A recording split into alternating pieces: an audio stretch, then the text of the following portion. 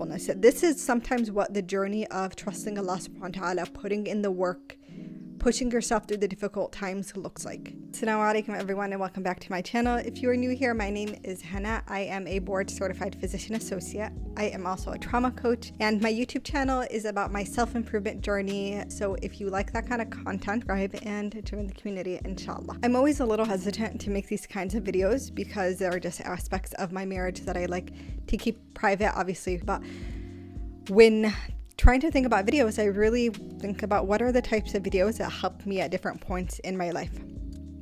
And this was one of them. I'm someone who I always wanted to be married. I love the idea of building a family, nurturing a home.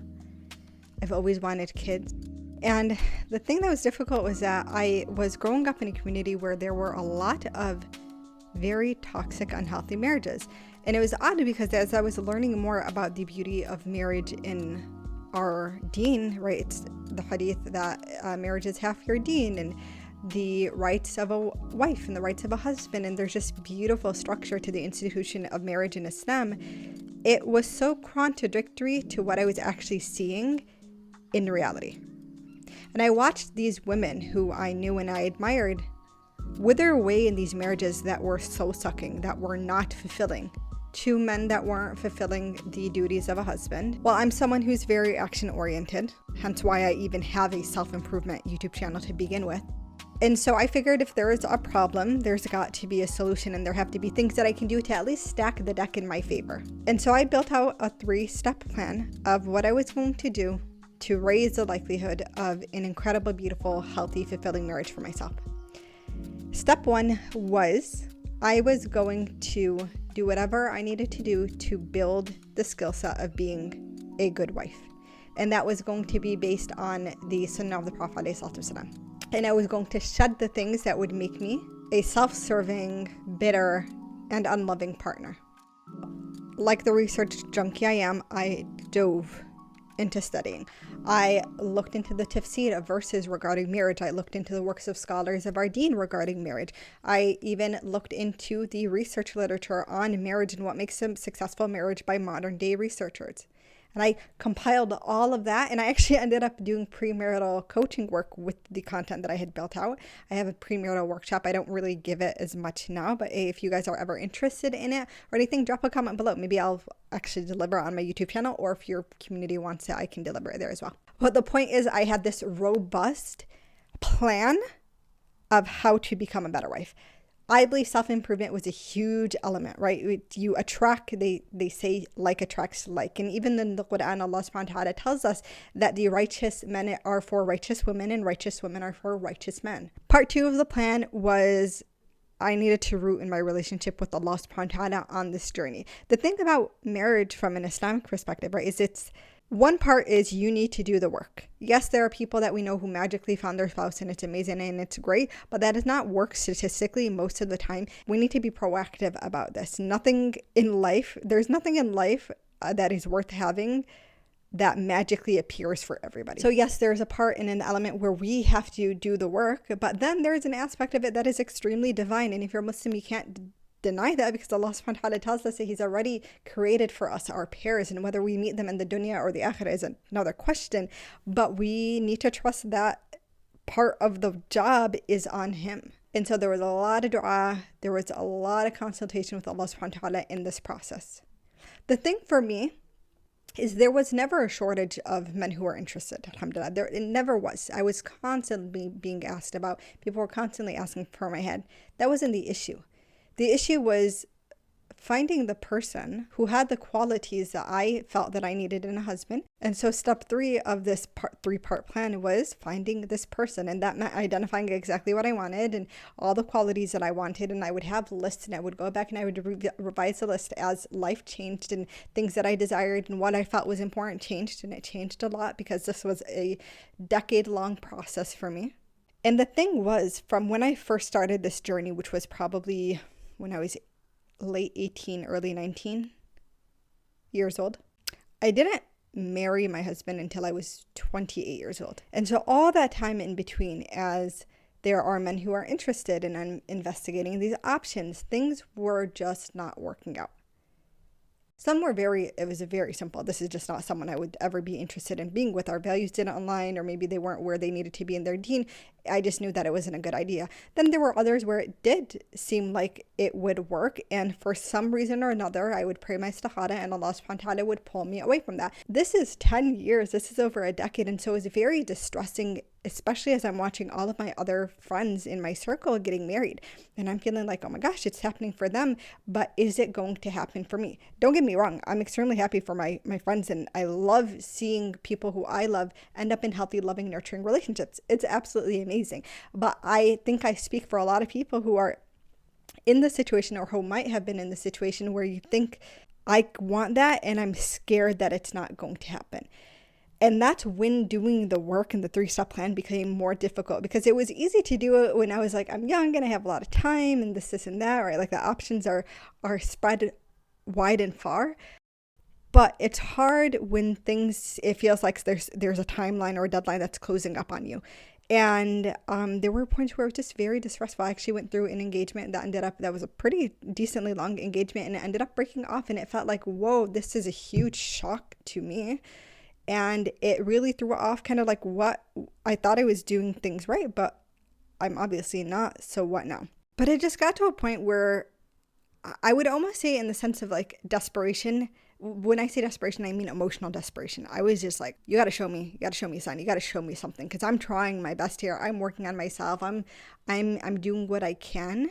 But at the end of the day, I know if you do not open the door for me, it's not opening. And it was during those times where it was the most difficult to trust Allah subhanahu wa ta'ala. So fast forward, graduated school, I've been engaged. The engagement's broken off. I'm thinking, okay, well, there's no other way to go about this, because I'm not just going to sit on my hands and not do anything. So back to the works and just reorienting my plan. And I would talk to friends who were married and asking about what the process for them was like meeting their husbands. And so one day I have this dream.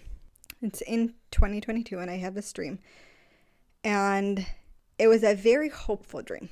And I'll get into the details of the dream later, but hold on to that thought. And so that dream is what motivated me to get back out there and not give up hope on the idea of being married. Q 2022, September 2022, I'm introduced to my husband. I'm introduced to this man. I don't know he's going to be my husband yet, but I'm introduced to him. Things are, alhamdulillah, working out, and I'm finding that he has a lot of qualities that I believe to be qualities that I would want in a husband. But months pass and things come up, difficulties come up. We're not even married yet, and we're kind of tossed into these challenges. And I remember thinking in my head, like, is this Allah? I've prayed istikhara on this, and he's prayed istikhara on it. And is this Allah subhanahu wa ta'ala telling us to abort mission and run the other way, because this isn't the person for you? And I was like thinking, oh my God, not again. Almost 10 years of this. So all these challenges are in front of us, and we're contemplating, and I'm especially contemplating just throwing it all away. Then I think back to that dream, and this is the dream. In August, like a month and a half prior to meeting who would end up being my husband, I had this dream where I saw this man in my dream, and he was turned around. We were in like a room, and he was turned around, and he was facing a whiteboard, and he was writing something on that whiteboard. And I don't remember much about what he looked like, other than he was thinner, he was taller than me, and he had jet black hair. Then I remember a name spoken to me, and it was the name Omar. I didn't really know too many Omars in my life.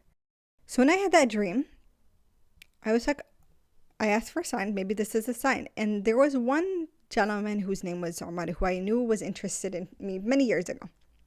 But I thought maybe that's what it's hinted for. You know, sometimes people from your past come back around for one reason or another. So maybe Allah subhanahu wa ta'ala is introducing me to the idea of this possibility again. But then I remember that he had actually gotten married. So I'm like, okay, well, probably not an option. Maybe something happened. Maybe he's no longer married. So I actually reached out to someone who knew him and asked, is this person still married? And the person I'd reached out to was like, yeah, it's still married. And so I just stopped it there. So now we're going through these challenges, and I'm just like, I'm asking Allah subhanahu wa ta'ala to just guide me to the answer. I didn't want to be someone who pushes something any further. I'm getting people telling me left and right, like, Hannah, like, these challenges are not worth it. Just drop it, go the other way. And I just wanted to know that I was making a decision that I would be able to be proud of, and that I knew that Allah subhanahu wa ta'ala was behind. And so then I start thinking, and I remember the dream. And I realize, I can't believe that I forgot the dream, but I realize that the person who I'm speaking to, and I realize that the man who's interested in me, we're trying to, considering for marriage, his name is Omar. And then connection number 2 happens, which is the physique of the man that I saw in my dream is very similar to the physique of Omar. And then I was curious as to when I had this dream, because timeline is important, right? So I went to the messages. I actually went back to the messages that I had sent to that friend, and I looked at the date. When I looked at the date, there's something very peculiar about the date.